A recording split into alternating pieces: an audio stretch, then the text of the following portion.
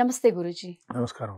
తులారాశి వారికి ఈ మాసంలో ఎలా ఉంటుంది? 15-30 తారీఖు వరకు. అలానే ఎటువంటి పరిహారాలు చేస్తే వీళ్ళకి బావుంటుంది? శ్రీ గురుభ్యో నమః. శ్రీ మహాగణాధిపతయే నమః. శ్రీ మహాసరస్వత్యై నమః. హరి ఓం శ్రీమాత్రే నమః. తులారాశి వారికి గ్రహస్థితి చూసినట్టయితే ముఖ్యంగా చిత్తా నక్షత్రం 3-4 పాదాలు, హ్మ్. అట్లాగే వీరికి ఈ యొక్క స్వాతి నక్షత్రం 4 పాదాలు, విశాఖ నక్షత్రం ఒక 2-3 పాదాలు ఈ యొక్క తులారాశివి.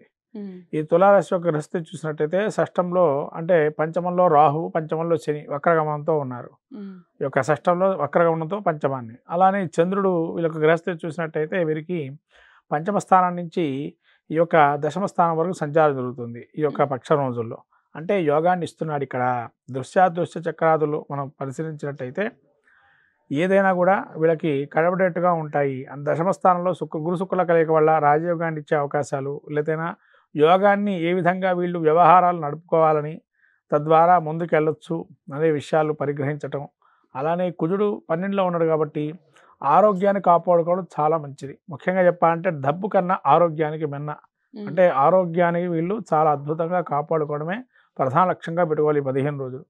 ఎందుకంటే ఆరోగ్యరీత్యా కొన్ని ఇబ్బందులు వచ్చే అవకాశం కుజుడు 12లో ఉండడం వల్ల అన్నట్టుండి ఒక్కసారిగా ఏదైనా వ్యాధి రావటం, జ్వరం అనో లేకపోతే జలుబో దగ్గు ఇటువంటివి వచ్చే అవకాశం ఉంటుంది. రక్తహీనత కానీ బలహీనంగా ఉండడము, లేతేనా ఈ 12లో కుజుడు ఉన్నాడు కాబట్టి యంత్రాలు ఏవైనా ఉంటాయో వాటితో జాగ్రత్తగా ఇంట్లో పని చేసుకునేటప్పుడు కానీ బయటికి వెళ్ళేటప్పుడు కానీ అలా వాటితో జాగ్రత్తగా ఉండాలి. అలానే వీరికి ఈ యొక్క రవి కూడా ఏకాదశం అంటే దశమ స్థానం నుంచి ఏకాదశంలోకి వస్తున్నాడు, దశమ స్థానంలోకి వస్తున్నాడు. దశమ స్థానంలో రవి కూడా మంచివాడే.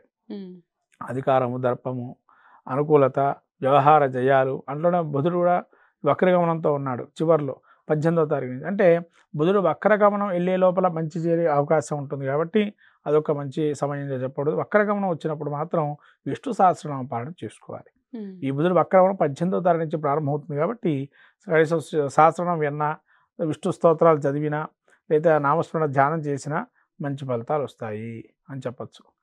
ఇదే విధంగా ఈ యొక్క విష్ణునామస్మరణతో పాటు ఇంకా వీరు గణపతి ఆరాధన, ఏకాదశంలో కేతు ఉన్నాడు కాబట్టి గణపతి ఆరాధన కూడా చాలా విశేషంగా చెప్పబడింది.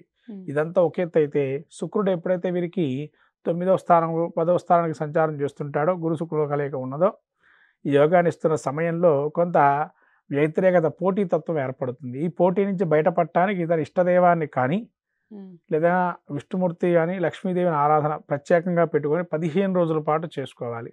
ఇలా చేసుకోవడం వల్ల అంటే పోటీతత్వాన్ని నిలబడే అవకాశం ఎక్కువగా ఉంటుంది అని చెప్పచ్చు. ఈ విధంగా తులారాశి వారికి యోగ అవయోగాల కన్నా అవయోగాన్ని ఎక్కడో కొద్దిగా ఒక 20% ఉంది, యోగాన్ని 80%గా ఉంటుంది. కాబట్టి ఈ మంచి ఫలితాలు రావడానికి ఇంకా కూడా వీరికి లక్ష్మీనారాయణ ధ్యానం కానీ, విష్ణు సహస్రనామ పారాయణం కానీ, అలానే ప్రతి శనివారం వెంకటేశ్వర స్వామి దర్శనం చేసుకోవటం వల్ల మంచి ఫలితాలు వస్తాయి ఈ యొక్క తులారాశి వారికి.